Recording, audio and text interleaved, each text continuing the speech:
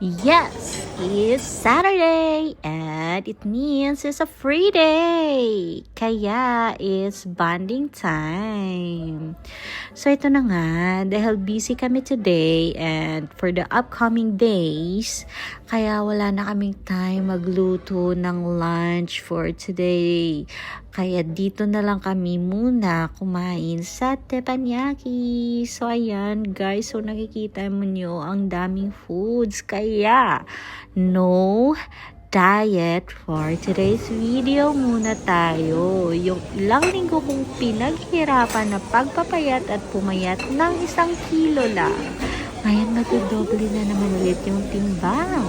So nakikita niyo pwede ka rin magpag-grill dito. At syempre meron din silang mga fresh na seafood. So yummy. At syempre ikaw yung mamimili ng iyong mga sauce kung anong flavor ang maging outcome ng iyong teppanyaki. So yun na, kakain muna ako and I'm craving. At saka kompleto sila, in fairness, meron pa silang mga pizza, yan. At syempre may mga desserts din as you see kanina, kaya eating time!